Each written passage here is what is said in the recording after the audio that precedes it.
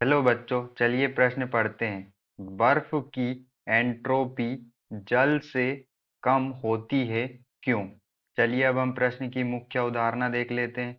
तो यहाँ पर हमारे प्रश्न की मुख्य अवधारणा क्या होती है? एंट्रोपी जो होती है,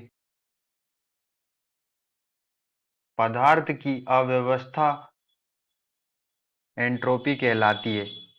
पदार्थ की अव्यवस्था एंट्रोपी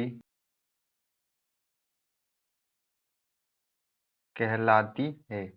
किसी भी पदार्थ की जो अव्यवस्था होती है वो एंट्रोपी कहलाती है। अव्यवस्था जितनी ज्यादा होती है, एंट्रोपी भी उतनी ज्यादा होती है। तो यहाँ पर जो एंट्रोपी का जो संबंध है वो डायरेक्ट समानुपाती होता है अव्यवस्था के। समानुपाती होता है अव्यवस्था के। यदि हमारी अव्यवस्था बढ़ती है तो एंट्रोपी भी बढ़ती है, और अव्यवस्था अगर घटती है, कम होती है, तो हमारी एंट्रोपी भी घटती है, कम होती है, क्योंकि दोनों एक दूसरे के समानुपाती होते हैं। अब हम यहाँ पर एक पात्र में जल लेते हैं और एक पात्र में बर्फ को लेते हैं। ये हमारा जल हो गया और ये हमारा दूसरे पात्र में हमने बर्फ लिया।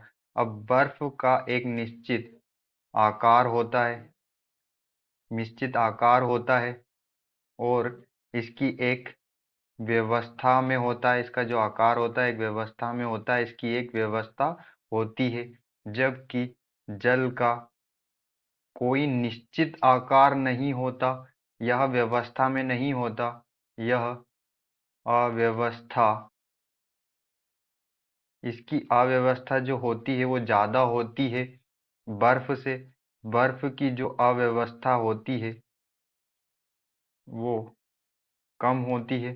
तो यहाँ पर जो यही कारण है कि जो एंट्रोपी है वो जल की ज़्यादा होती है। एंट्रोपी जो होती है वो जल की ज़्यादा होती है बर्फ से, क्योंकि जल का कोई निश्चित आकार नहीं होता, जबकि बर्फ का निश्चित आकार होता है।